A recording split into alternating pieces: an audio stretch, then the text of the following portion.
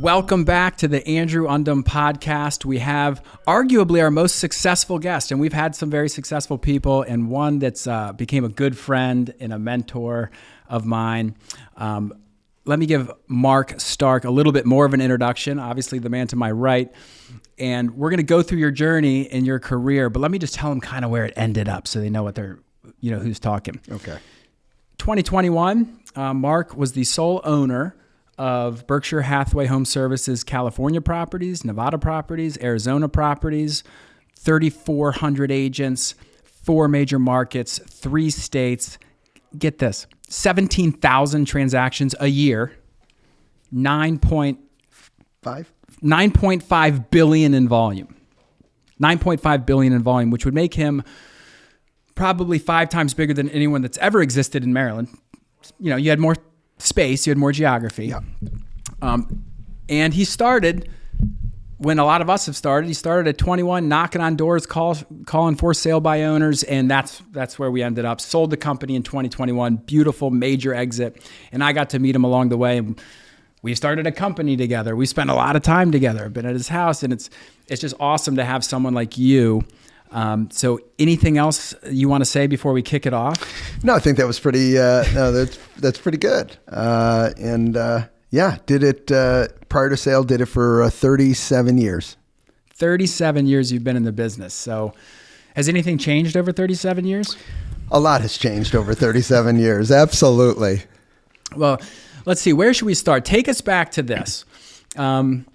Feel free to give a little background, how you grew up, where you're from, all that stuff, because he's from Chicago and then kind of blew up in Vegas after college. But the early days, getting into real estate, like you were in hotels out of college. Just take us back there when you decided, I want to be a real estate agent.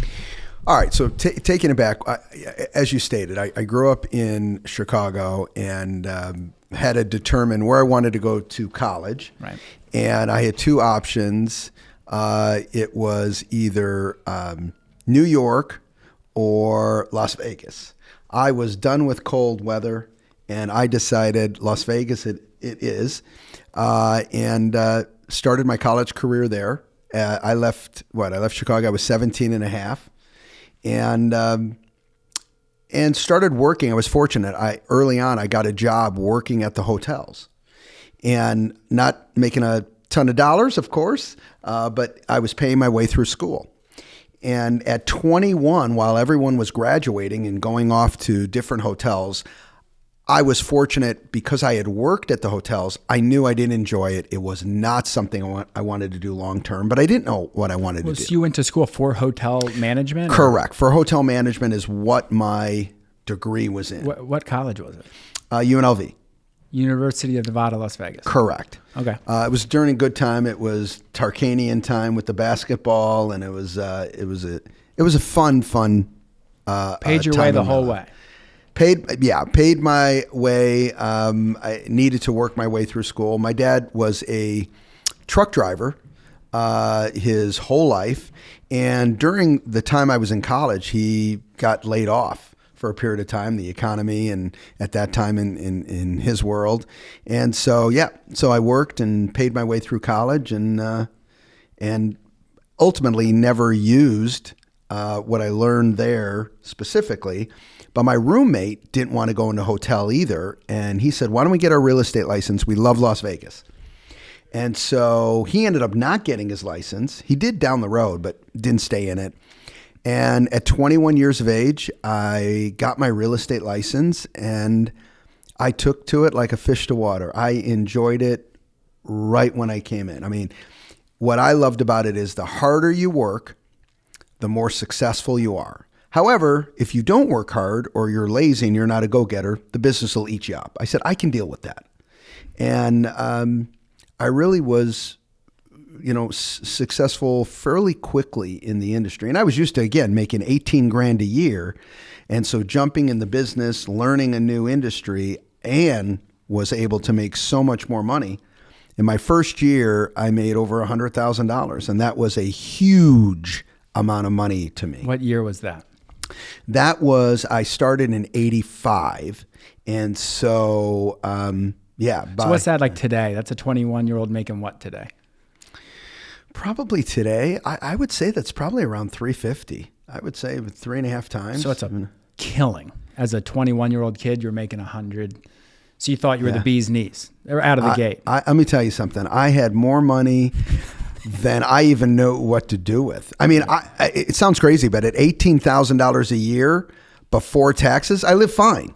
I mean, we would go out to eat, we would have a good time, we would do other stuff. But when I got into real estate, it was really starting to get used to making some real dollars. Well, how did you find early success? I had this is big. I had a meeting with one of the managers, and he really helped me out. Well, let me back up. Yeah. I'll tell you this: when I got my real estate license, I was still working at the Las Vegas Hilton. In my job. And I had interviewed with one of the key managers there. And he calls me up one time and he said, "Hey, Mark, I need you to come in." I said, "Okay." And my plan was this. I was going to go through all the training, still keep my job at the Hilton, and then hopefully work on some transactions, put something into escrow, and then I would be, I could get it started and eventually exit from the Hilton and do the real estate full time. That's everybody who starts. That's very common today. Correct. Right. Well, I sit down with Roger and he says to me, he says, "Look," he says, I don't see you around. I said, "Well, I'm still working full time at the Las Vegas Hilton. Here's my plan." And I told him my plan. And he says, "Okay." He says, "How's this for a plan? If I don't start seeing you immediately, you're fired." And I go, "Well, that's a plan too. I mean, you can call that a plan." And he goes, "Mark, you're 21 years of age. If you're going to go for it, now's the time. If you put in the time, I promise you it would be successful." We had a great conversation. I needed that kick in the ass. I went back to the Hilton that day and I put in my notice. And I did, work at it full time. And, I knew we burnt the ships and I had no backing. I was living with a girl at that time, and we were breaking up when I got into real estate, and in a friendly manner. However, she said, "Well, I don't want the apartment. You keep the apartment." And she took the dog and I kept the apartment, and I was able to continue paying for the apartment for another 2 months. And then I couldn't pay for it. And I hadn't gotten paid in real estate yet. And so I ended up sleeping on the floor at a buddy's house. And it was interesting. I'm on the floor, which I didn't mind. I was so appreciative that he would even allow it. And I said, I'll take care of you later. Just bear with me. But his front door was a fixed right. So the bottom of the door was higher. So you could basically see outside. And that's where I was sleeping. And I would have roaches all night crawling. Jesus. Over me. I would wake up and literally have roaches all over my body. And I did learn to sleep like this. I don't know if that, but with my mouth closed. So I was motivated to get out of there and get my own place. So all I did was work. I slept there, cleaned up, and got the hell out. How long did that episode last? I was there for about 4 or 5 months. On the floor. On the floor. Just sleeping on the floor. It's interesting. I'm so appreciative, and I've shared with you, I have a great family. They would not allow me to do that. I'd be taken care of. Your dad's laid off, so I'm assuming no one's coming to save you. Yeah. It's either you just don't have a backup plan. There is no backup plan, which is powerful. They say there's nothing more powerful than a made-up mind, and you made up your mind for real estate with the kick in the ass from Roger. Yeah. So you make $100,000 your first year. Now, fast forward 37 years, it's insane. So there's a lot that happens. So what's the next pivotal moment? So you're having success. You're an agent. Congratulations. Agent. Yes. I'm an agent. I'm one of the top producers for the company. I'm enjoying my life. I'm single. I am driving, almost every weekend or every other weekend. I'm getting into my car. I bought a convertible, and I'm driving to California, and I'm hanging out in California. Which is 2-hour drive? About 3.5, okay. 3.5, 4. And I'm just loving life. I am working all the time. And that's really all I did. I had some good friends, good group. So we would go out and have fun. In Chicago, I never was in New York City. I moved to Las Vegas, had some success, and we went to New York 30 times. I mean, we had such a great time in New York City. Probably 50% of those times was during Christmas. In New York. It was, amazing. And I had some really good friends who had some connections in New York, and they knew everybody. And, I had a good friend through another friend. He managed the Black Crowes. Oh yeah. And he also managed David Lee Roth for a while. And so we got some ins with that. It was just a really crazy fun time. So while I sold. You're an agent making a ton of money, having a lot of fun, going to New York City at Christmas time with your buddies.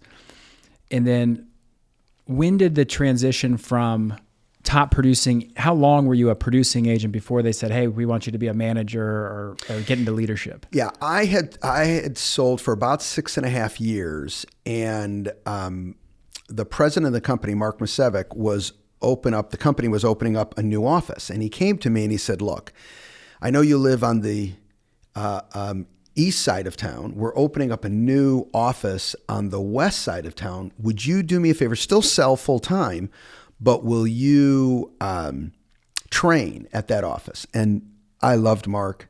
I consider Mark one of my first main mentors. He was amazing, just amazing. And so I said, anything for you. I said, in fact, I'll rent out this place and I'll just buy a house on the west side, which is what I did. Vegas was, at that time, it was such a smaller footprint that you can honestly sell all of Las Vegas, not one side. The way it is today, you would never want to do that. It's just too much driving. But back then, much smaller circle to deal with. So that's what I did. And all I had to do was train on what I was doing so they could see how I was being successful and they could mimic it. All right, I'm going to have to pause it here. So you're a top producing agent, 7 years going, and you were training on what made you successful. Correct. Now, what made you successful? Now, I know some of these stories. Got it. But I need you to hammer them because I've seen Mark speak yesterday for 90 minutes, killed the keynote, but I was so enthralled when I've heard this guy speak. It's just one of those, like being attracted to a light if you were a fly. I'm like, this is a guy who I can learn from. That's why I was just like all over you. So let's hear some of these key things, the 2 appointments a day, all these types of things that are so relevant today. That's why I just beg any agent I know, I send them the links to your talks. I'm like, just watch this one. Yeah. Hit them with some of that good stuff. Well, and that was that meeting with, his name's George Head, and he was my manager at the time. And it was a pivotal point because what he did is he tweaked my thought process to not gauge my day by hours and gauge it by appointments. And as long as I got X appointments done, which for me, it was 2 new appointments with either a seller, and I was about 70, 80% sellers and 30% buyers. But as long as I had a new opportunity, 2 a day, 5 days a week, 2 days had nothing to do with getting appointments. That's all I had to worry about. And he says, that's 10 new appointments a week. Mark, you won't have to do anything else. And that's what I did. And so my day consisted of getting appointments. I focused on the 3 focus I had was expired listings, for sale by owners, and door knocking. And that was where I got my business. And then eventually it grew into more referrals along those lines. But that's how I drove business at that time. Is that where the DRC was born? Yes, it was. Well, I had been living it. And that came out a little sometime after that because someone asked me a question. And I remember just saying, guys, every day I generate new revenue. And that's really where that started. And that's really what my life was. And full disclosure, there are many things that I did poorly. There are things that I would advise to do very differently than I did. I mean, I remember my first full year, I didn't mail out anything. And when I finally did a mail out that I purchased, it had the wrong year on it because it had been sitting for a year. So, I mean, my marketing would have been a -0. But the core of meeting new people and creating new opportunities, I was great at. And that's what I keyed in on. And that's what kind of drove my success from there. Yeah. And for those who are wondering what a DRC is, it's a daily revenue commitment, which Mark could go on a diatribe about how important it is and give you literally a 2-hour seminar on why you need to have a daily revenue commitment. Nothing else matters. And it is unbelievably impactful and true. And it's just getting your mind right around, know what your job is. Your job is to create opportunity for yourself. And you were great at that. So to further along the story, you go to train these. Okay, now you're still an agent, but you're doing your manager a favor. Correct. You're going to train. I remember my pay. I made $477 gross. I'm sorry. That was net. $477 net a month to do that for the training. And at that time, you were still making. Oh, I was making my money selling, and I would have done it for free, right. For Mark. Well, about 8 months into that, they were letting a manager go on the east side, and he said, "Look, I would love you to take over this, but you couldn't sell anymore." So now I've been selling for a little bit over 7 years, but I have to stop. And that, I was like, okay, how are we going to work this out? Luckily, I mean, at that time, you got to remember the average sales price ranged between $50,000 and $70,000. Okay, so we were able to sit down and come up with a compensation that made sense because you had to do a lot of units to make a good income. Right. And the other thing he promised, which he followed through on, is the office that he wanted me to take over was like 3,500 square feet. And he said, I will let you grow the office as big as you want that office to grow. And, today that same office, and it grew through the years, is today 43,000 square feet. And so, And you were incentivized to grow it, I imagine. Absolutely. And that's what it was. It was, here's your base, which was a very fair base. However, Mark, if you're successful, you're going to benefit from that success. And that's what I did. And, it changed that because now I was an employee, not an independent contractor. But Mark was a hands-off leader. He was one of the guys that he worked so hard and was so good that, those leaders that you want to please so badly. You want them to know because you can't work harder than they do. They're just so good. So he was awesome. We had another funny story. I'm listening. Every month he would do a report card. And I remember him coming in and he would go through my report card and go, okay, A, C. A. And he would circle the C and he goes, you're better than this.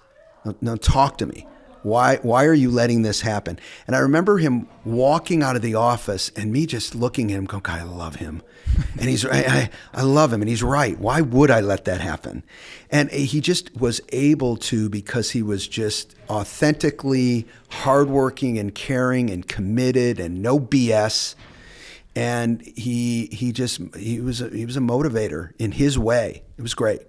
It was great. So how long were you in that position running that office, East Vegas? I was running that for just under 6 years. So now you're like mid-30s. You're kind of almost close to my age at this point. Correct. And then what's the leap from there? So you crushed that office. Yeah. Did you make more towards the end of that run than you were making as a sales agent? Yes. But again, average sales price continued to grow. If I was still selling, I think sales, you'll always make more. Right. You would always make more. But from a comparative to where I was at, yes. Something crazy happened. Mark Masevic was the sky jump master for Nevada. and he had like 1,500 jumps. I love jumping out of planes. There you go. And we got a call that some of the skydivers or a skydiver got hurt. And I'm thinking to myself going, well, it's not Mark because he's just an expert at everything. Well, someone had parked a car in the jump zone. And when he came down, the chute, I guess, didn't flare right because he didn't see the car. And when he finally saw it, long story short, he hit the car at 40 miles an hour face first. When I went to the hospital, I'm thinking, okay, Mark's going to be okay. I walked in there and I saw how bad that was, and it was terrible. And he was never. I love him dearly, and he's still alive today, but he was never the same. And from that point forward, never thought about it prior. To be honest, a lot of people say, "Well, I have a plan and I'm working my plan," and that I didn't. However, what I am able to do is when something happens that I think there's a need, my brain will go, okay, we need to fill this. How are we going to fix this? And I wrote a 7-page report based on Mark not being there in his capacity. And he came back, but it, again, wasn't the same, is we needed a general manager and I could do it. And I said, I'll make you a deal. Let me write my own, I'll write my own compensation, I'll write my own plan. And if I don't succeed at what I'm committing to, I'll make less as general manager than I made as a manager managing an office. So GM means you manage all the offices? All the offices, manage the managers of the company. So how big was that company then? At that time, we were now probably around, trying to remember back, 350 agents. About 350 agents. How many offices? At that time, we had 1, 2, 3, 4, I believe, 4 offices. One smaller. So 3 larger offices, 1 smaller office. So essentially, you're like, let me run the company. Mark's still the guy, but let me just do all the hard work that needs to be done properly. Yeah, and we took the office that I was running, it was the lowest producing office when I took it over, and we grew it from the lowest producing office to the highest producing office in 3 years. Well, real quick, how do you do that? I will say it was 2 things, culture and recruiting. Those were the 2 things that moved. I'm a big culture guy. I think we're people first. No matter what technology does, it's there to help you be more efficient, more effective. You have to embrace it. You have to use it, but it's never going to take the hold of we're people first. We're human beings and we want to be treated certain ways as human beings. And let's use everything at our disposal to be the best we can be. Right. And then you got to attract, you're either growing or you're dying. So you got to attract new people. And you got to attract,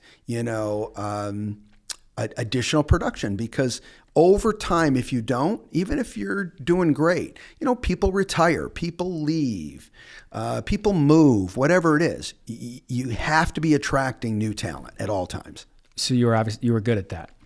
I was very good at that, and I made it a priority. I really think it's less. I got to say, I would put myself up there as good as anyone else at it. The difference is it was a priority for me, where when someone else, it isn't a priority, I'm going to do better. It's like the tortoise and the hare. You know what? Don't try and do anything. Don't just be consistent and keep running, and you'll be amazed. You finish the race first, and that's really I'm very consistent.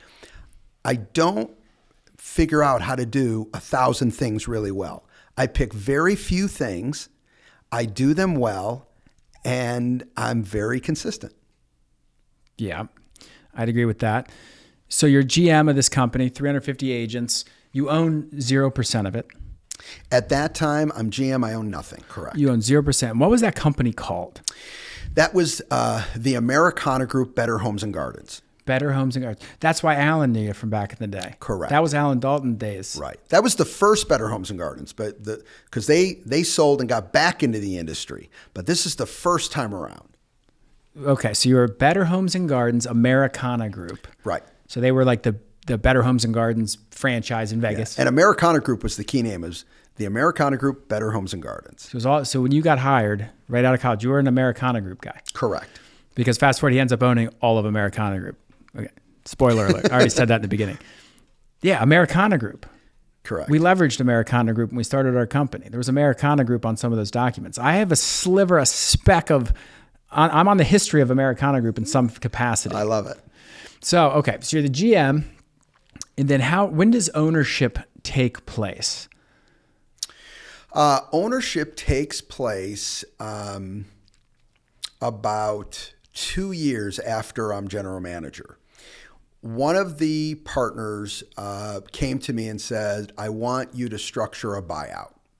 I said, okay. And his name was Steve Schneider.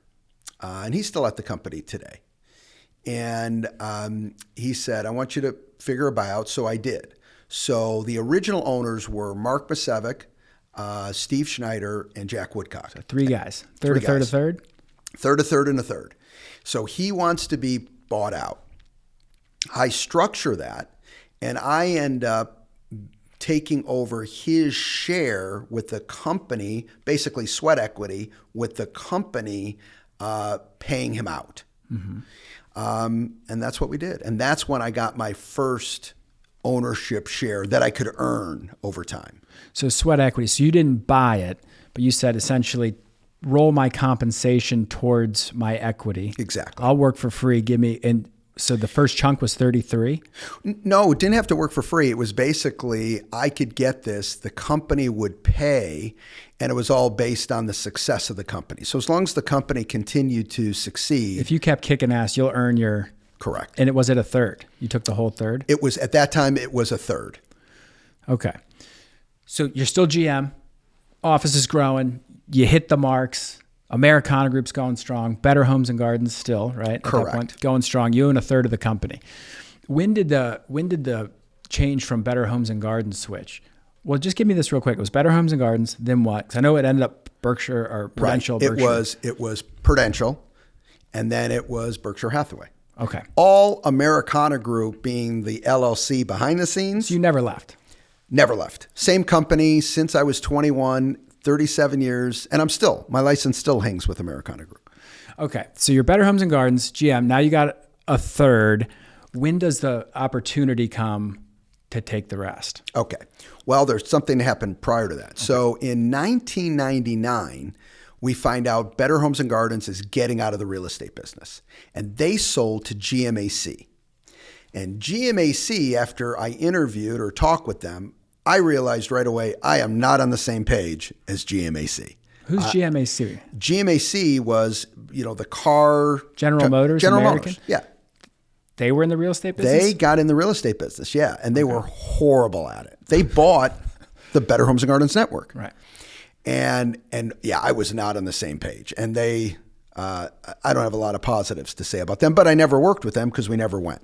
So as soon as Better Homes and Gardens sold, we were making a decision, okay, we've got to find a new franchisor. I was a big believer in a national footprint. Yeah, because you could have went solo, just called it Americana Group. Correct. And that's what it was originally prior to them bringing on Better Homes and Gardens. Okay.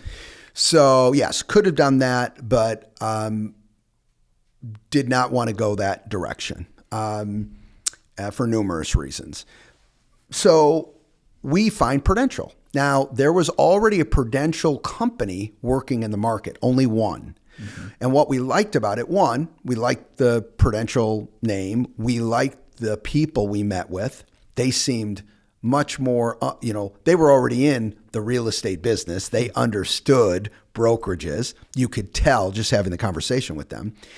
And what was amazing about it is we could do an acquisition at the same time with the only Prudential in the marketplace and have an exclusive. So when we were Better Homes and Gardens, there was no other Better Homes and Gardens in the market. When we went Prudential, once we did it, there were no other Prudentials because we bought the only one. Okay, hold on. You still own a third. Let me give you one more piece of that. To do that deal, Prudential brought in two other partners, Steve Games and Nida Jones Church from California. They were They ran the largest Prudential in California. It was a monster. When he sold, because he sold in 2001 to Berkshire Hathaway, they had done $29 billion and $565 million in closed GCI for the year. I don't know what transactions. I think it was still about 25,000 transactions, but their California. average sales price was so much higher. So Prudential says, hey, if you want to buy the existing Prudential, we're bringing in our boys too. Let's Correct. And I went from that's exactly right. And I went from a 33% holder to a 25% holder. And everyone did that, and we reorganized it. And I was responsible to run the company.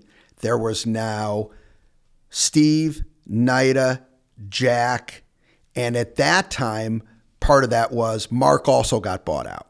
So that was it. It was me, Jack, Steve, and Nida were the new partners. 25% a pop. 25% a pop. But you have to run the company. And I think Prudential, they didn't have the full 25%. Prudential got a piece too. Okay. Because they lent us the money. They lent us the money to buy Mark out. They also lent us the money to purchase the acquisition. And I've been in the business for whatever, 12, 13 years, 14 years, doesn't matter. What I realized getting involved with Berkshire Hathaway, they acquired our RE/MAX office in 2020, and I meet all these people. Look, this business has been going on forever. And acquisitions happen all the time. This is just business stuff. What he's talking about, this isn't real estate stuff. Here's how you talk to a seller. Here's how you talk to a buyer. Here's the contract. This is a business buying a business, and it gets very, you have to be very intimate with the numbers. This is M&A stuff. This is what private equity comes, and investment bankers get involved. And it's fascinating when someone buys a company, and Mark's bought, what, is it hundreds in your acquisitions? No, not that many, but I've 20, done 30, many 40. acquisitions, yeah. And we'll get to that point. Is a lot of times you have to buy out the equity of the partner. So if someone wanted to buy a Sure Group, but now I'm a minnow, but I'd say, yeah, I'll give you my company. You got to pay me something. Sure. And if the numbers are big, they have to finance it. So you take on debt to get rid of the other owner. Correct. It's just business, but it's kind of scary.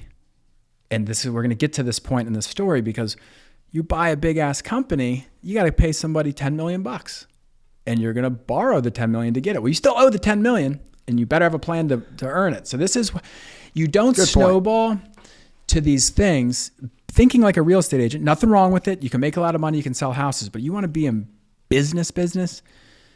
This is the type of stuff, at least if you're like me, I love it. I love this story. That's why and I haven't heard it this in depth, and I've heard a lot of the shit that we're going to get to, but so this is awesome. Okay. So now you're 25%. You're Prudential. Prudential's not in the real estate business anymore. We're going to get to that. But remember The Rock, they're a financial services company. That aligns more with real estate than General Motors. And dare I say even Better Homes and Gardens. People think that that's like a magazine. So Prudential, how old are you at that point right there? How old? So that in 1999. So that's 26 years ago. And he's 62. I am 37. You're my age. Okay, you're a little further along at that point. I got to go open doors later for a house in Canton to a buyer. And I'm happy with my lot in life. Do not get me wrong. Okay, so you got Prudential going. Good years, right? But this escalates quickly. So 99, in 01, you end up buying the whole thing?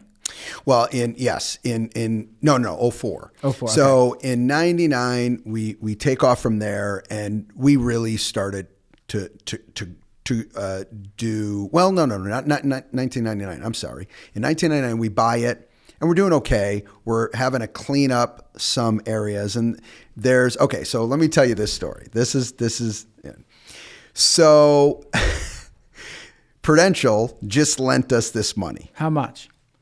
It's funny. It was right around $10 million, and that included buying Mark out. That included paying off, refinancing some debt that we had, cleaning up some things. So it was like $10 million. So each of you guys are on the hook. There's 4 partners. Yeah. $2.5 million. The nice thing about it was not inexpensive money, but there was no personal guarantee on that money. Which just means if it blows up, they're not taking your house. Right. You can They take your company, but they can't take your house. Right. So I had no formal financial training. Yeah, you'll appreciate this story, and I don't think I've ever told you this one. Oh, good. All right, so I had no financial training. I was a revenue guy, and I really didn't have the expertise to manage the larger operation for the back end. Yeah, you need a CFO for that. Right. Well, we had, let's call this person a controller, not a CFO. But I don't have the expertise to really gauge how good he is. So we're growing. I'm doing what I do. We're growing. But we're not really making much money. But Did we you do your continue to grow. disbursements quarterly? No, nothing's being dispersed then, because anytime we took on debt, and this would have been my attitude anyways, is every extra dollar went to pay off debt. Right. And Prudential was a master. There was a gentleman named Andrew Downs who was so brilliant. And he was a master at structuring these deals to where as your company did better, you paid bigger payments. If the company slowed down, you got a break. You didn't have to pay as much. It was really amazing. And so you just took salaries. We took salaries. Okay. And I had my salary at that time. I was making $250,000. Big pay cut. Okay. Yeah. Overall, yes. But I was very happy because I was an owner and I believed in our growth scenario. So we had board meetings. Now we have formal board meetings and everything. This is, we're talking big deal. And we go into the board meeting and our numbers are not accurate. And Prudential, I don't know these guys. These are the first time I met them, but right. I don't really, they don't know me. They don't know this. Make a long story short, over the last 2-3 meetings, the numbers continue to be wrong. And I kept going back to my controller, call him CFO, whatever you want, and saying, hey, what's up here? And he said, oh, you know what? There was an error here. I will fix it. I said, great. Well, they started getting uppity with me, and I started pushing back. And by the, fourth or fifth time we met, with the board, I went to, and he said, oh, okay, yeah, you know what?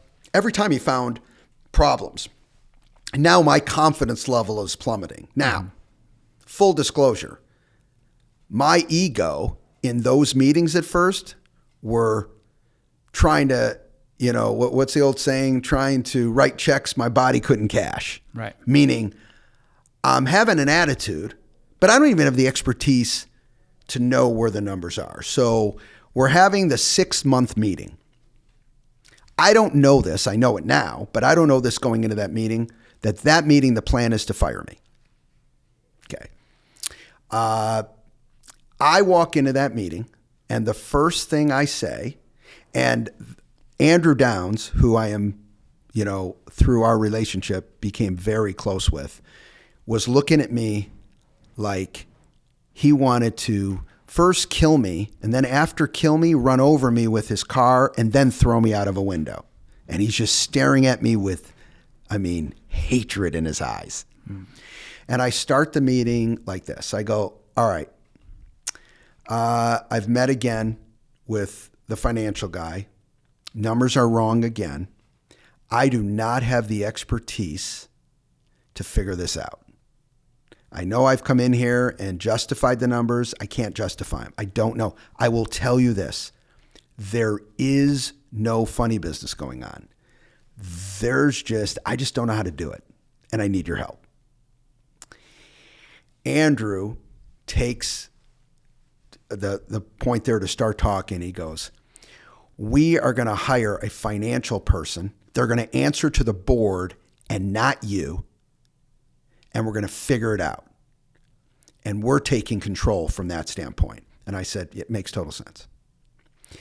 And I went to the restroom, and my partner, Steve Games, was going to the restroom at the same time, and we're sitting there peeing next to each other. Mm-hmm. And total silence, and he looks over to me and he goes, you didn't think this was going to be a good meeting? And I go, no, I knew it wasn't going to be a good meeting. He goes, okay, cool. He goes, they were going to fire you today. I think you just saved yourself. And I said, well, they don't need to do that. I go, that's not what the problem is. And I just was coming in there with an ego that I had no right to have at that time. So, not that I should have had the ego in there at all, but anyway, from that day forward, they hired a CFO. And that CFO, okay, was hired not only to report to the board, but to train me. I got to work with a professional CFO for an entire year. Revolutionized my career. And this guy not only had expertise in being a CFO, he had expertise in being a CFO for real estate companies because he used to own his own real estate company. And he was a CFO. So he had the expertise on the financial side, not anywhere near the expertise on the revenue side. And this story gets very interesting later. But anyway, great guy, gave me the expertise now that I had both sides because I was an amazing revenue guy. But now I understood with 4 reports how to run the entire company, no matter how big it got, because I understood how the numbers connected together. Real quick, what were the reports? Well, probably the most important report was the cash report. Cash. It was cash. Where the hell's the cash? Yeah, because my biggest issue is I could grow the company, but because I didn't have the understanding where the actual money was going. You know, people don't realize companies go out of business all the time, not because they fail, but because they grow and they run out of money. Okay? Right. So they didn't run out of clients, they ran out of money because they can't run the company in a way and to say, we can't do that business. Why? Because we can't afford it. And it sounds strange, but depending on how you spend your money, or you got to make a shift so you can. Something's got to change. And that cash report was amazing to me. There was a very detailed production report that in a glance, I could look at some of these key numbers and know exactly where I was at. Mm-hmm. There was certainly an overall financial report that gave me the financial, but the key with these reports is they talk to each other.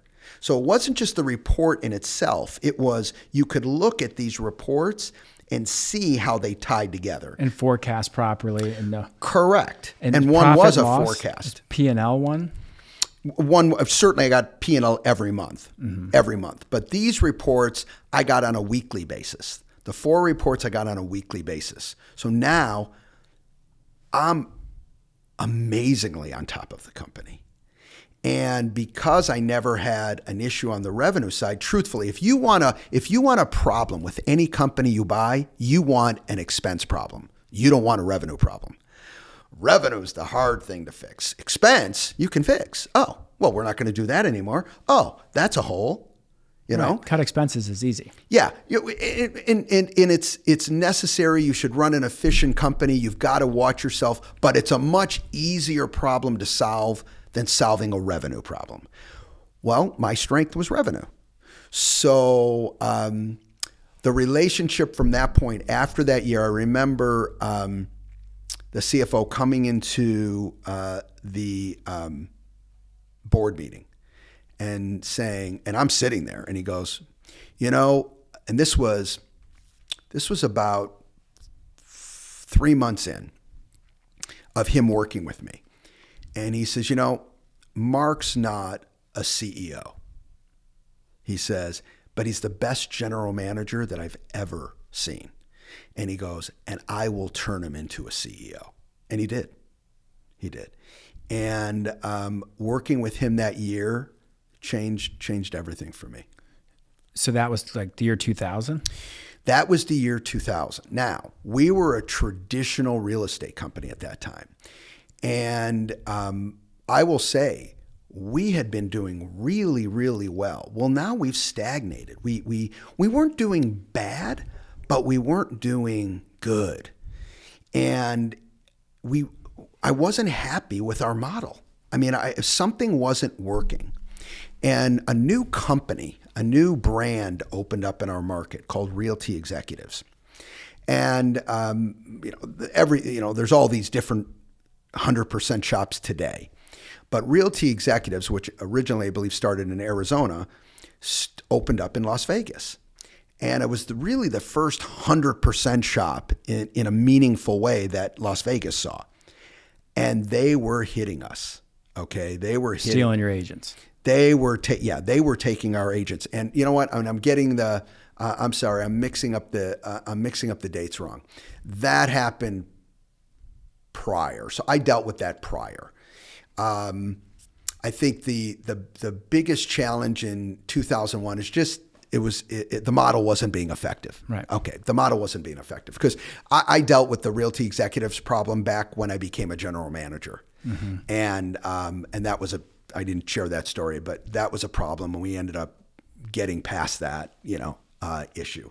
And it all comes to value and what value the agents are actually getting. And we could help an agent actually make more money. And ultimately, when you break through all the BS, that's what they wanted. They wanted more success, making more money, being more efficient, making their job easier, not harder, all those things. And we were very good at that. So it meant more than just their split structure. Right. But because we were traditional, we kind of slowed down. And I went to the managers and really just got the same type of old feedback. And I came to them. Now we're into 2001. And I came to them. I said, okay, no more feedback from you guys, respectfully. I'm going to go to the agents because I've made a determination. We're either going to figure out a model that works, that I don't want to every day feel I've got to prove to agents that I'm valuable. I want them to feel I'm valuable, not have to, okay, let me convince you again today. And so we went to the agents and we interviewed all the agents. You could be a new agent, but you had to be producing. You had to be producing. You're talking to the winners. Correct. And even if they were lower producers, they had to be producing in a decent way. And what we learned is agents wanted to be the broker. They just didn't want to invest, have the expertise, deal with being the broker, but they wanted the benefits of being the broker. They wanted to grow like we grew. They wanted to recruit, okay? They wanted to run a business, have the benefit of running a business, yet just being an agent, not have the liability of running the business. So what we called, and this is before teams were ever a team, we called it a brokerage within a brokerage. And it was really powerful. I mean, that's what we are. Yeah, exactly. You're a brokerage within a brokerage. And so we brought this whole concept to the table. Everything we did was about that. And it worked so well. And our growth at that point catapulted. That it was in the marketplace that if you wanted to be what the name switched to a team, you got to go to that Prudential company. Those are the ones doing that. We don't do that. And we don't allow our agents to do that. So the industry itself really helped me because they refused to do it and we opened arms and embraced it. And that was it. That changed everything. We were growing exponentially. And by the time people tried to catch up to us, it ultimately was too late. Yeah, it was too late. We were way, way ahead of the game. Well, so it's crazy because I know the timeline. So this escalates. You're kicking ass, growing out of control exponentially. And then you buy out your three partners and take the whole thing in 2004. How does that conversation start? Okay. So in 2001, Steve and Nida sold to Berkshire Hathaway. So they've now sold their California company. Okay, that's your partners. Partners. They're still partners with me, but they sold out their California company. I'm now seeing the opportunity here. I have some friends who work in the public market. I met with public players of, you know what, maybe we take this model to the public market and just to see. So IPO stuff. IPO stuff. And so I'm very interested in that. In fact, I ended up flying to New York, meeting with some top investment bankers, going over what would it mean. How much revenue were you making at that time? Well, it's funny. They focused less on revenue. We were dropping profit at that time about $6.5 million to the bottom line, but it was all about growth. It was all about. That's all a public company wants. That's exactly right. That's exactly right. So it was all about my future and where we could grow this. And remember, if we're going public, we're not only staying in Las Vegas, we're going to other states. Right. And so in 2004, we get an offer from Home Services to buy our company now in Las Vegas. Which is Berkshire Hathaway. And keeping in mind, of course, Steve and Nida, they're going to Steve and Nida because now they own Steve and Nida's company. Right. So they're saying, we want to buy this company. Now, they couldn't buy it without me being on board because I'm responsible to run the whole thing. Now, real quick, when they bought the California operation, the Prudential California operation from Steve, they kept calling it Prudential? Yes. So what's crazy is Home Services is this one of many tentacles of Berkshire Hathaway. They have a company called Home Services. They can just go buy whatever they want. Look, they own Duracell batteries. They own Fruit of the Loom. They own everything. So now they're buying real estate companies. They buy that one, still Prudential, but just owned by Home Services of America.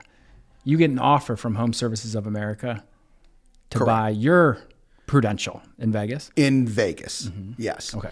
And going to your point, Home Services was always very sensitive that if people wanted to leave the name because they were doing an acquisition on an independent, they were very open to do that. Yeah. For exactly what you're saying, because they, one, they respected that, but two, they can own any brand they want. It didn't have to be Berkshire Hathaway. Fast forward, like Berkshire Hathaway owns Long and Foster. Berkshire Hathaway owns Edina. They own 50. Correct. That you've heard of. So, okay. Correct. Cool. All right. So we get an offer. Steve and Nida say, listen, they're going to send an offer in. They send it in. I review it. The other partners review it. Everyone's on board to accept it. And everyone's okay with the price. And I said, okay, guys, I'm okay with the price too, but I'm going to buy it. And I will match the offer. What was it? The overall offer, I believe, was 24 and change, 24 and a half. But I owning 25%, I didn't have to buy my 25%. But you could have cashed out pretty big there. Yeah, I would have been 25% of the total. Yeah. And at that point, we were debt free now. We were already debt free. So we had no loans to anyone else. So yeah, I would have got 25% of 24 million, and that is. And I wasn't ready for that. $5 million in your pocket. Yeah. And you're 40 then. And they probably would have given me a bonus on that because the company can't go forward without me committing. So maybe I would have gotten 7-8 million. But you were 40. Yeah, I was 40 at that time. Is that hard not to just take? I sat down with some mentors of mine and talked about it and everything else. And it all came back to this. What was my vision for the future? And, okay, and we're a podcast, we can say anything we want. So, one thing I've tried to do my whole life, and I think I've done this successful, I've always made money my bitch. Meaning, I really mean that. I've never felt that I need you. No, you need me. Okay. I get you anytime I want you. And it doesn't mean I'm a bazillionaire. It just means I'll always have you. You don't own me at all. Okay. Right. I can always make you. Yeah, I can always make you. And I certainly can always make enough to make me happy because money's not going to make me happy. I'm happy. I'm a happy person. You were never like it's all about the money guy? It was never all about the money. For me, it was never all about the money. But it wasn't like it was all about the prestige. It's almost like it was never all about anything. It was all about, I'm a productive guy. I have, if I had to pick something, it was all about doing something special. Yeah. Doing something different. Something you're proud of. Something I'm proud of. If I was proud of it, you know what? I make what I make. I'm excited. I'm good. I've got good people. We have a good company. We have a solid reputation. I'm doing good. That's awesome. So this is 2004. You're married now? I got married in 2001. Okay. So you married your wife, Hope. Yes. No kids yet? We just had, right when we got married, we had kids immediately because I didn't get married till I was 39. Yeah. So, we started late. Right. And so we had kids right away, and then we had another kid right away, and that's it. We had two girls. Okay, cool. So you could say, all right, look, I like the numbers. I'm going to buy it. Correct. And they tried to talk me out of it. And, Nida and Steve sat with me, and I was dealing with Ron Peltier at the time of Home Services. Google him. Yeah, Google him. And it was interesting. Legend. Yeah. And I just said, guys, and they go, Mark, you're going to be putting a whole lot of debt on the company. It's a different world. Trust me. And I said, and they were right. This deal, because I got some money off the table too. Not a ton, but I got a nice little stipend off the table when I financed it myself. So you had to buy 75% of the 22 million. Correct. 24 and a half. 24 million. Ron Peltier, who essentially was running Home Services, he was the guy buying properties for Berkshire Hathaway. Started Edina, right? Correct. So this guy's a legend. Yes, he is. He wants to buy you, so he probably doesn't love that. Hey, you're taking my deal. Well, right. This is what I did. And he called me like 3 days before closing. He said, are you sure you want to do this? Because I'm right here. And I go, yeah. I go, Ron, I appreciate the call. And I really do. And I hope, in the future, you know what? I'm going to grow it. And I love to know that you're there. And I want to do it. And we got along great. And, Well, and it was boy, did fun. that come back around. Okay. Yeah. So you take on the debt. How much debt do you take on? 22.5 million. I was able at that time, because I had my salary only. We didn't take money out. Once we got debt free, we were going to start taking money out, but soon after that, we got an offer from Home Services. So it kind of happened so quickly. So you went from pocketing 5, 6, 7, maybe $8 million to taking on $22 million in debt. $22.5 million. I did get $2 million. Okay. So I was able to get $2 million, and I took $22.5 million worth of debt, and that went on the company. And do you know the amount of balls you have to do that? Like, do you realize? Say, no, yeah, I could. You probably look if you have $8 million and whatever else you had saved. Let's say you had $10 million. You're good. You're good for life. They're not private planes doing whatever you want, but unless you're an idiot, which you weren't at that point, you've been classically trained by a CFO.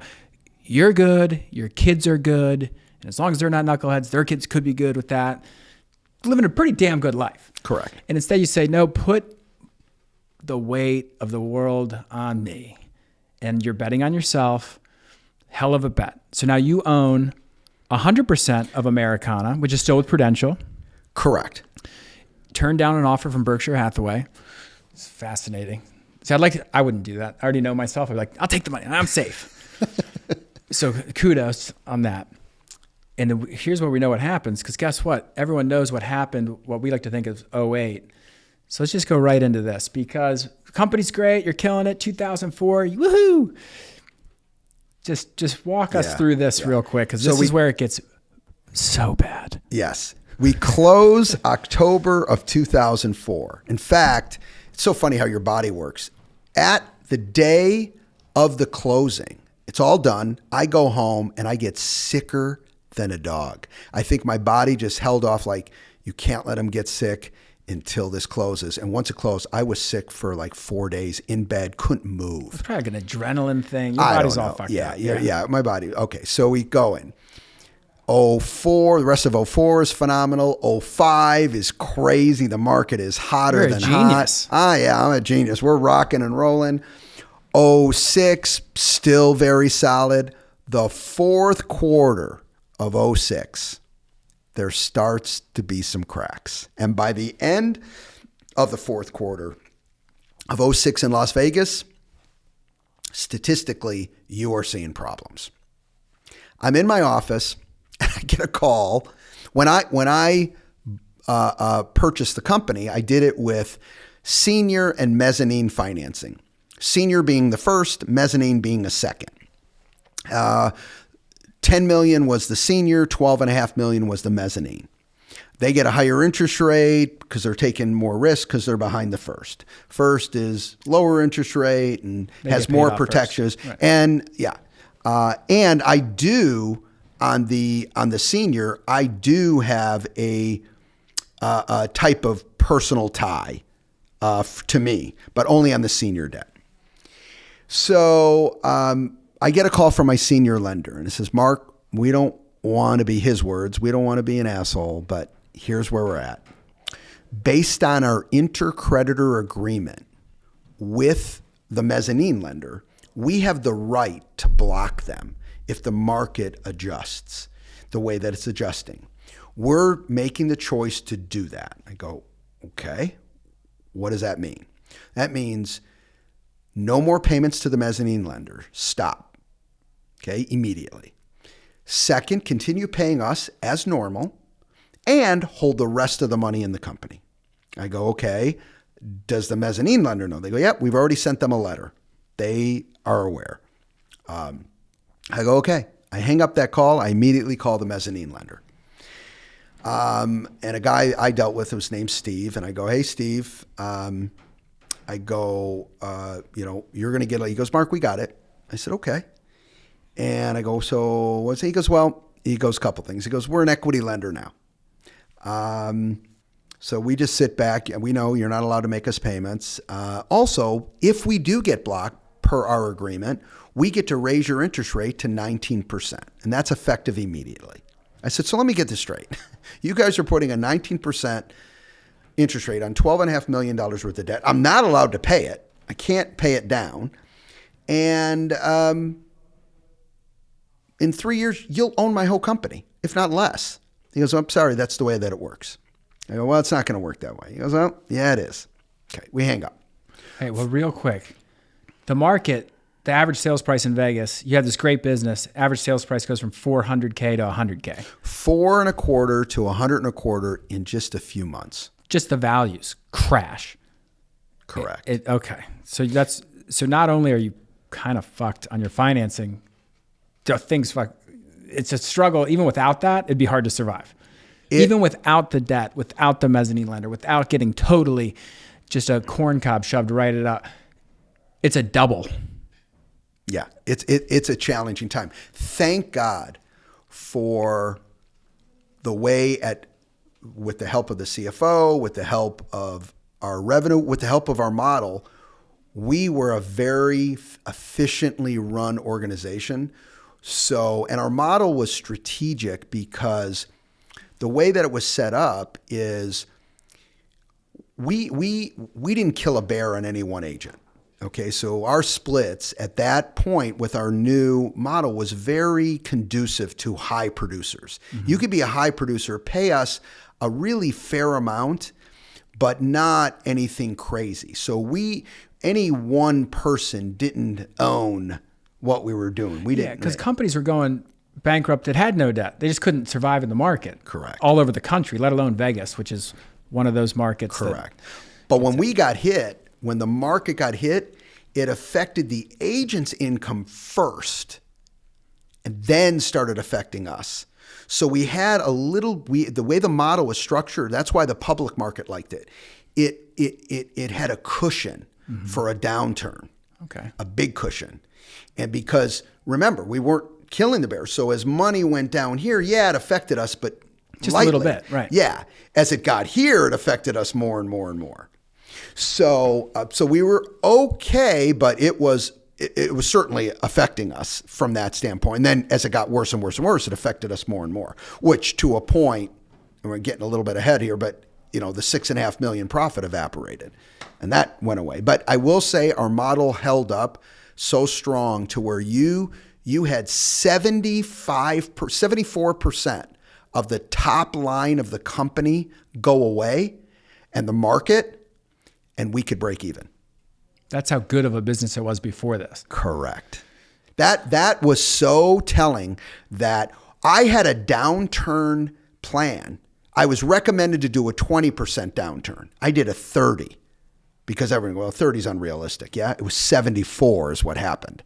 So I had this 30% already built in that we could turn on immediately. Well, we had to figure out another and we did, and in that process, we ate up our profitability and got to a break-even point. Yeah. So at that point, you were like, well, if I would have accepted the offer from Ron Peltier, I'd be fine. But now all that's gone. Correct. And it's keeping going, and I have $12 million of debt at 19% interest. 12 and a half, but who's counting? Yeah, put that into your calculator. 22 million times 0.19. This is just interest. Yeah. And I still owe the senior. I still And owe you the still senior owe another 10. six. No, No, so 6 you're paying million. them down a little. Yeah, 6 million. All right. So there's a lot of key points to this story. So you just hit the highlights of how this goes down, because it's very scary. Yeah. And there's a lot of things.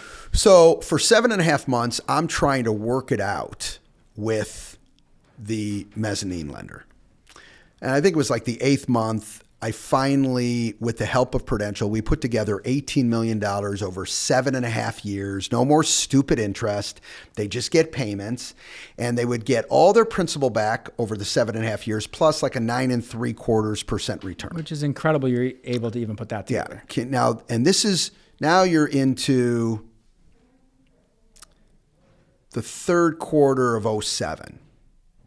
Things are worse in the market, but not as bad as they're going to get. So maybe I don't know, they were looking like, we're going to be okay. We can take over this thing, whatever. Don't know their agenda. But we put this together. I have a meeting. There's a restaurant called Black Mountain Grill, which is right off the beaten path of my home. So I call Steve and I go, hey, good news. I've got 18 million put together. We're going to pay you it over 7.5 years. No more silly interest, and we can put this behind us. And he's like, no, Mark, we already own your company. Your company's worth X. Okay, you owe us Y. We own your company. It's math. And I'm like, wow, you really believe that? He goes, it's true. It's factual. I don't know what you're even saying. And I go, okay.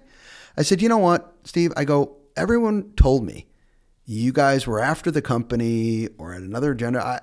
I fought back, but I was the only moron thinking I was going to work this out. Everyone else knew. I said, okay. You put 7 months of your life every day, every night trying to figure it out. You do. And they just kind of tell you to fuck off. Correct. Yeah. They had one point where they said, well, just let the money just keep building and we won't put any pressure. And I remember going to Andrew Downs, which was the head of Prudential at that time. And he goes, and because we could avoid doing a reorganization bankruptcy, we could avoid this. And he goes, Mark, they'll own your company. And we're not okay with it because eventually you're going to lose all your motivation because you won't care because you'll never get any money out of it ever. And he said, no. And I remember hanging up with him going, God, why, he's forcing me, but he was the smart one. So I end up calling my attorney and saying, you were right, I was wrong. These guys are coming after the company. I called Prudential back. Andrew, you were right, I was wrong. I've already talked to my attorney.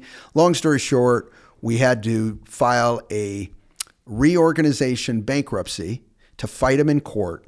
We did that, and we were in and out in 180 days. And the 18 million that we offered them, which had now escalated because of interest or with fees and whatever to like back to 22 on their side, just their side, not even counting the senior. Right. We got to pay them a check for $900,000, and they were out of my life forever.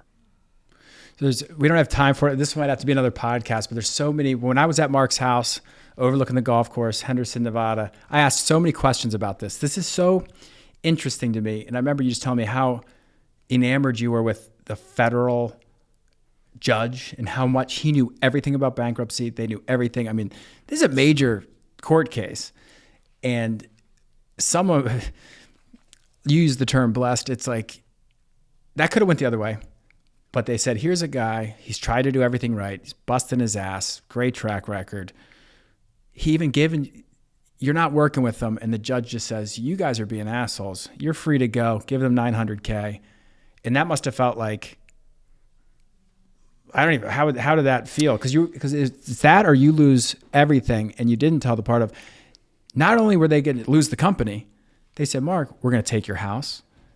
Tell them the story that you had to tell your wife when you found out that they weren't working it out. Now we fast forward, it did work out, thank God. Right. Tell them the story. You come home to your wife. At that call on Black Mountain, he goes, Mark, we're going to come after you personally too. And I said, I don't even have a personal guarantee with you guys. And he goes, it doesn't matter. We're coming after you personally. You're going to lose everything. And I hung up the call. I was distraught. I went home. My wife could see that right when I walked in, and she's like, what's wrong? And I said, I'm not going to work this out. These guys want the company. I go, I don't get it, but it is what it is. And they say we're going to lose everything. And my wife, without missing a beat, says to me, she goes, hey, if we lose everything, would you be willing to relocate? There are so many cool places we can move to, Mark. And I'm like, whoa. Before we go down the lose everything road, I said, honey, and she goes, look, she goes, they can't take your family away. They can't take your friends away. They can't take your work ethic away. You'll work it out or you'll work it out. And she goes, we're fine. Doesn't matter. As long as we're together, it doesn't. And I said, and of course, I was super emotional. And that's what I needed to hear. The most pressure, and this came out in my Vistage meeting, the biggest pressure I felt is, because I'm a big 100% responsibility guy. I don't believe in blame. Okay? Mm-hmm. If you want to blame someone, look in the mirror. So I signed documents that put my wife and kids in harm's way. That's what I was feeling the pressure about. That's what was weighing on me. Everything else, it is what it is. Right. That put so much pressure on me because I felt I disappointed them. You know, I did this and it could change your whole life because I made a decision instead of taking the $7 million. And you've been riding high. You're the guy that kills it. Yeah. You make money, you're a bitch. Yeah. And money was about to make you the biggest bitch. Exactly. It's like, oh, exactly. Here comes, well put. Here comes money, Mark. You mean broke, Mark? You mean lives in a shack in Reno, Mark? That's it. Yeah. Wasn't he in the real estate business for a while? That's crazy. So that happens. Now this is right around time. When did? Because this is interesting. Berkshire Hathaway, Warren Buffett, and the guys end up. So now Prudential goes. You're doing well again.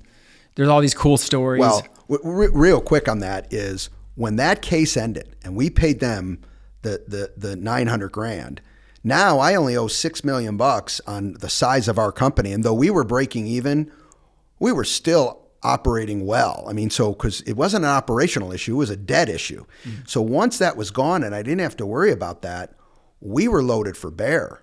And Prudential was having issues because the market kept getting worse. It got worse all the way through 9. Right. And they had the Prudential company in Arizona was doing bad. Well, I tried to buy it right away. He said, no. You got right back on the horse after? I was right back. I saw that was an opportunity. You stared death in the face and you still went. And I went. Well, everything was clean. Now it was opportunity time. It was unbelievable. And I was pumped. Because again, operational, one big story, and I know you know this part, but I think it's important, is when, my bankruptcy attorney said, don't tell anyone, until we file. And I said, look, is that a rule? And he goes, no, I'm just advising. And I go, look, you run the bankruptcy, I'll run my company. And we communicated to the agents everything. And we communicated to the papers everything. And so we were an open book. So it really helped us because once we got through it, it's like there was this vigor of course, and we're great and we're going to go. I got to tell you a funny story. You'll appreciate this. So, and I won't mention his name, not that he'd care, but the head realty executives broker called me because while my company was in bankruptcy, all the brokers were trying to. Oh, it's a feeding frenzy. Oh, call me. So he calls me up and I go, he's on the phone. I go, okay. So I said, hey, Jeff, how you doing? First name, I'll tell you. And so, and he goes, I got to let you know something. He goes, I called every one of your producers, personally. He goes, and I don't know what Kool-Aid you feed them. I don't know what you're telling them, but no one would leave. The company's going bankrupt. Why wouldn't they leave? Yeah. And it's what he was saying. And I said to him, I go, well, first of all, fuck you. I go, thanks, Jeff. Fuck you. And he laughed. And I said, but secondly, I go, you know what? I didn't do anything with the bankruptcy. I ran my company. In fact, Jeff, we grew through the bankruptcy. We did. So here's a company going through bankruptcy. We got bigger through bankruptcy. The funniest story, family-wise, I'm sitting at a restaurant with my family. My wife and kids were sitting next to a table. It just shows you how people believe certain things that they're just not the case. We're still in the case. The weight is still fully on. Yeah, the weight's still fully on, and these people are saying, "Oh yeah, that Prudential company, yeah, they went out of business." Table next to you. It was the table next to me, and they're like, it was obvious they were going to go out of business. It was terrible. So yeah, they're done. And my girls were really young, but my wife is looking at me and she's smiling, and I look at her and I go, I don't know who runs that Prudential company, but what a loser that guy must be. And we're laughing at dinner and stuff like that. And it was just all BS. But you know what? It's just, that's how it goes. That's why I think I don't listen to all this news stuff, because you really don't know what's really going on just because people are talking about it. Right. So that's fascinating. So you come out of that, still some, like I'm in college at this point, which is interesting. I didn't even know what was going on. I graduated May of 2009. I didn't realize the world had just gotten destroyed because I was playing video games and smoking weed. Great time to come in after that. Yeah. I got into real estate shortly after that. So the company starts growing. At what point did Home Services buy all of the Prudential brand? 2013. Okay, so that's still okay. So 5 years, you're killing it, right? Yes. You're Yeah, doing good. we're doing phenomenal. And we bought that. That opened the opportunity for us to buy into Arizona, to buy into California, to do acquisitions in Nevada, to do acquisitions in California. We were just growing every year. Right. So you can imagine there's a lot of cool stories in that period too, which is, Sure. Hey, Mark, enormous balls even after that. After they almost got chopped off hanging by a limb. You sewed them back up and you buying, growing.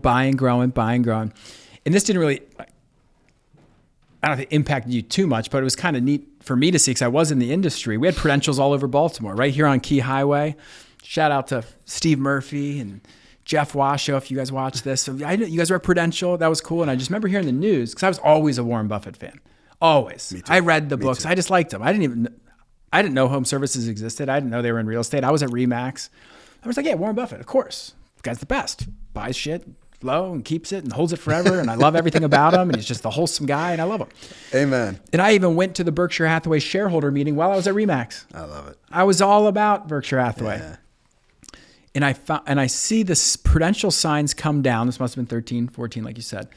And this, that color, the Berkshire Hathaway, what do they call it?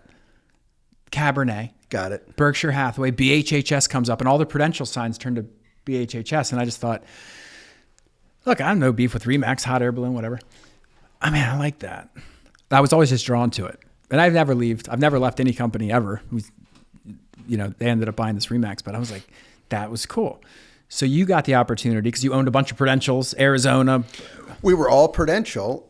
And in 2014, about a year after they made the switch or they did the purchase, they came to me and they said, look, I believe at that time we had 7 or 8 years left on our Prudential contract. Mm-hmm. And they said, would you consider leaving Prudential and moving to Berkshire Hathaway? And I said, absolutely. Let's talk. And in 2014, we made the complete shift with all markets. Yeah. So then it was Prudential Americana Group became Berkshire Hathaway Home Services California, Berkshire Hathaway Home Services Arizona, Berkshire Hathaway Home Services Nevada. Correct. So that's cool because most people don't connect those dots, but that's interesting because what Berkshire Hathaway bought was this franchise group. They bought the real estate arm of Prudential, and they say, hey, you can stay with Prudential, you have a contract, but you want to use this brand?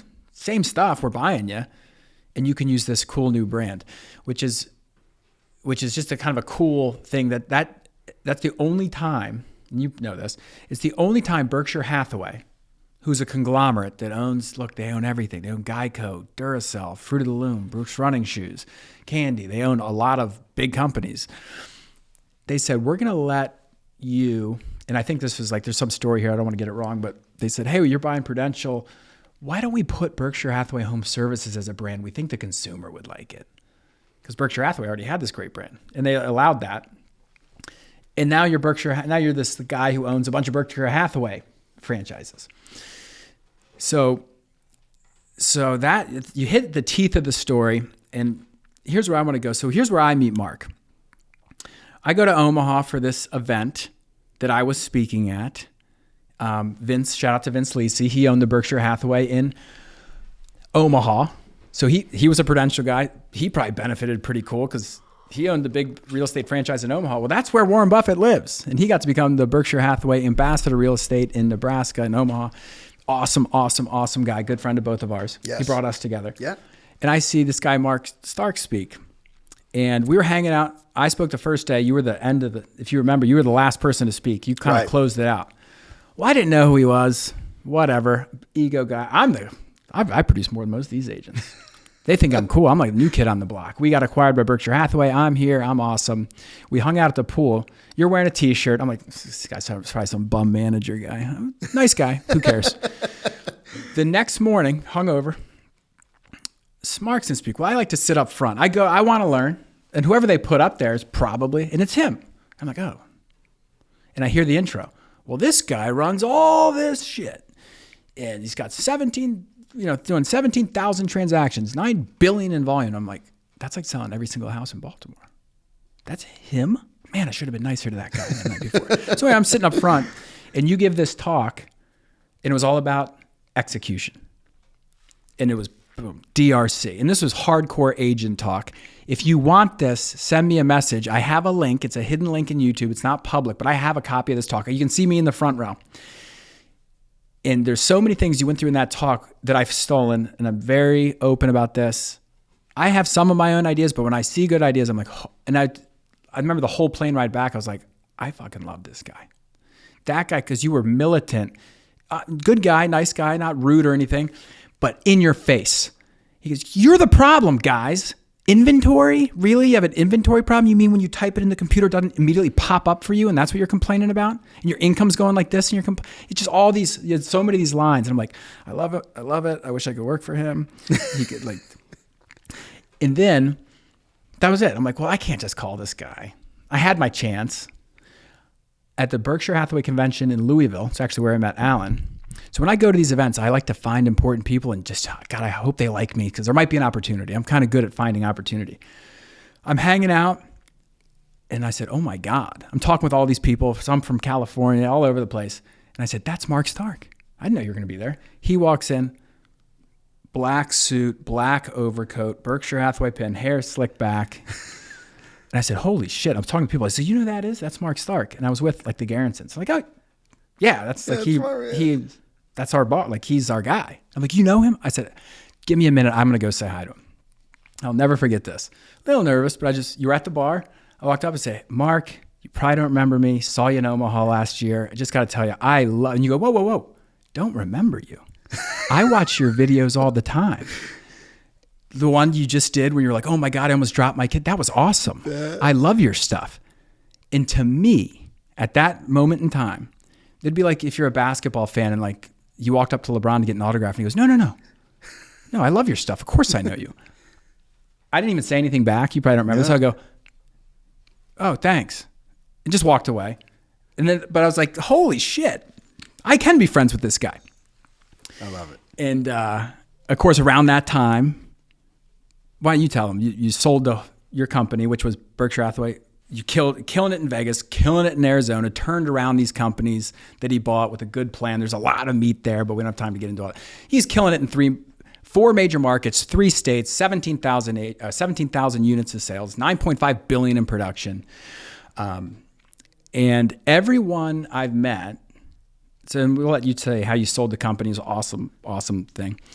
But just so you know, everyone that I talked to at Berkshire, it makes me look so good that we became close. Like, oh, you get to hang out with Stark. He was like the guy, one of the most efficiently run companies, one of the most profitable companies. And every single person at your company freaking loved you. Because when we got to travel around, Mark called every single person for years on their birthday. We're talking, including staff, 3,000 plus, almost 4,000 people every day. You'd make 20 calls, sometimes 50 calls. He had a relationship with everyone in his business. I don't do that. I have 17 people. Don't call them on their birthday. So it's just like, that's who you are. You're beloved by everybody. You don't have a mean-spirited bone in your body. You're always so giving. So tell them you sold the company, or whatever you can share about that. I'm sure there's... No, you know what?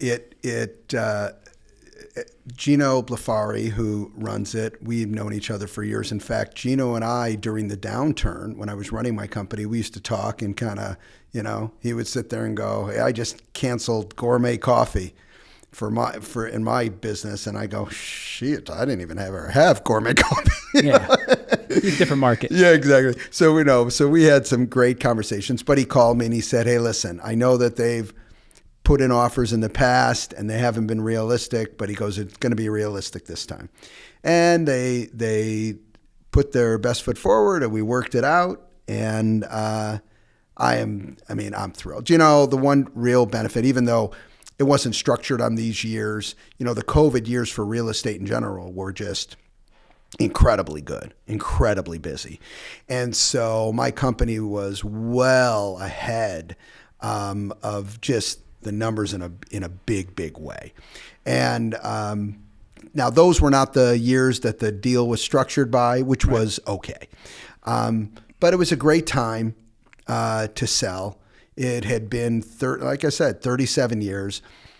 Before I even agreed to that, I sat with my wife and I said, "I'm ready if you are." And she asked me, she goes, "Look, you're 100 hours a week.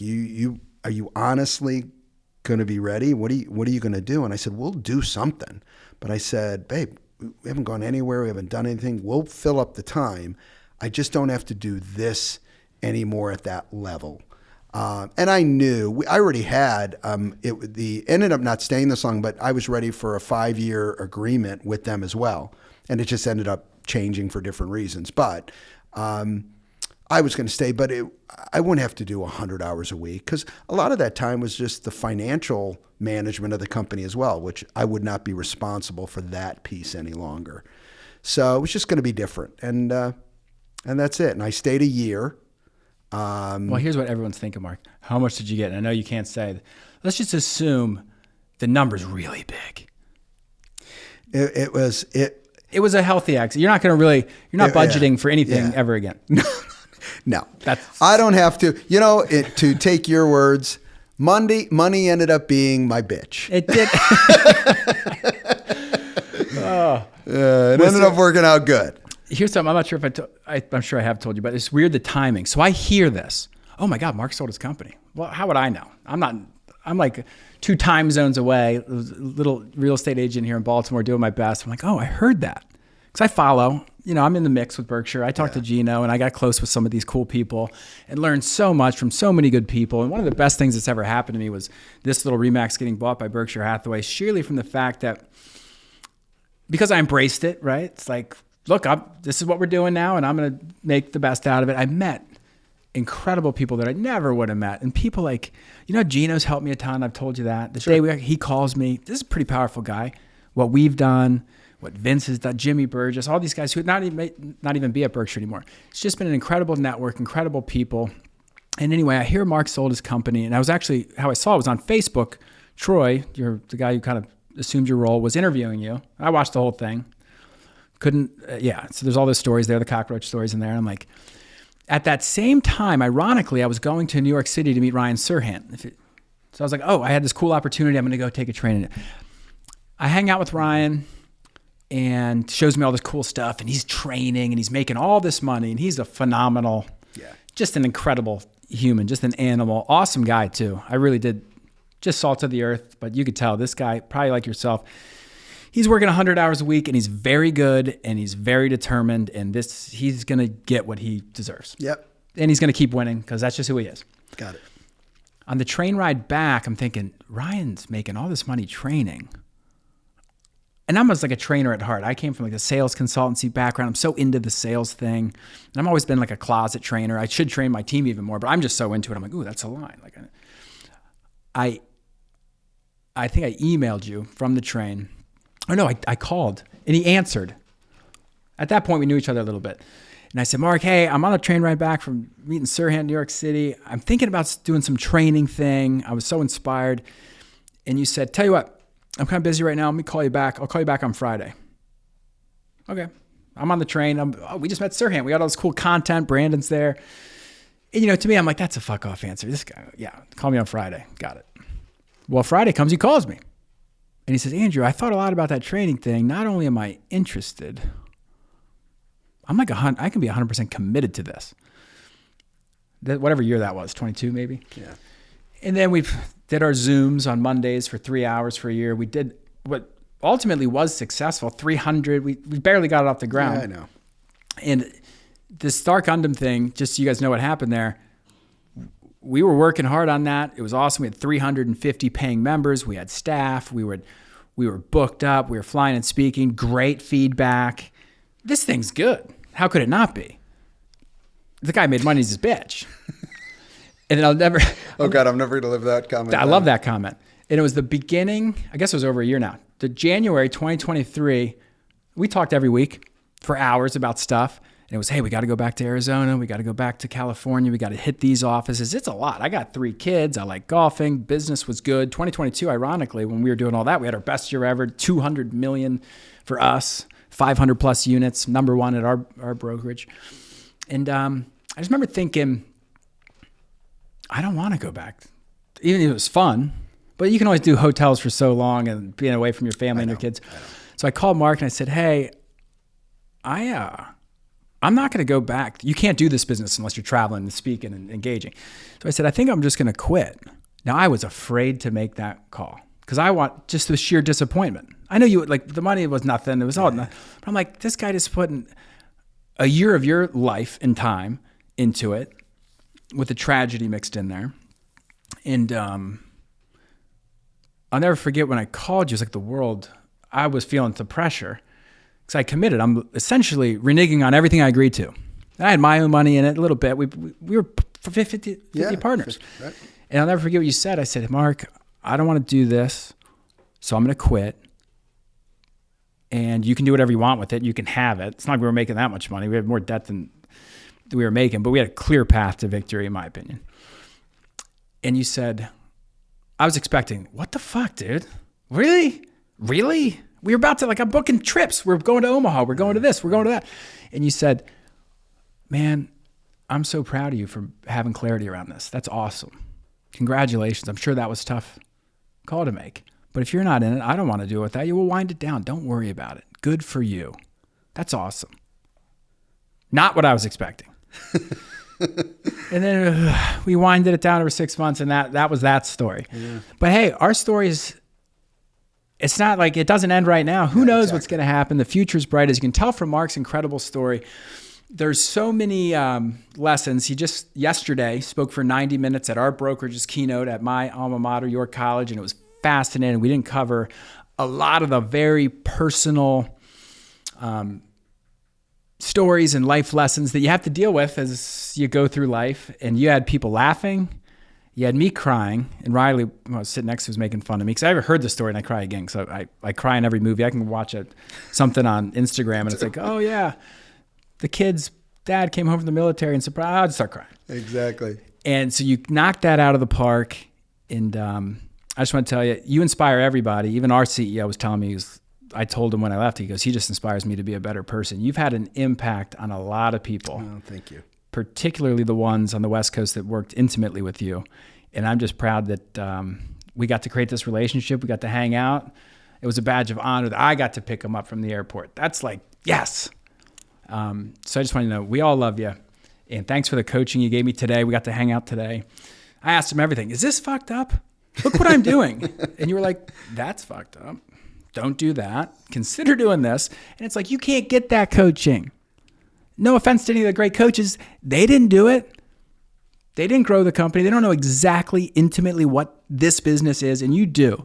So I hope you stay engaged somehow. You're doing your thing. You got your own stuff going on, but you still have a lot to give. And however the cookie crumbles, you made your dent in the real estate universe, for sure. Well, thank you. So just got to give you the roses while you're here. Probably won't come back to Baltimore that much. If you've seen his house in Vegas, why would you come here? So any closing thoughts as we wrap this up? Because this was awesome, and this is definitely one of my favorite episodes ever. Well, I will say this. I don't believe in coincidences, and you and I connecting, it might have been the circumstances of real estate or whatever, but I believe in my heart we were going to connect no matter what. Because truthfully, you and I really are kismet, and I enjoy our time together, and I enjoy any type of interaction. And so, thank you for this, and thank you. You treat me with ultimate kindness, and I appreciate it and love you. Thanks, man. Love you too. All right, guys. Until next time. Hope you learned something. We're out. Let's go to dinner.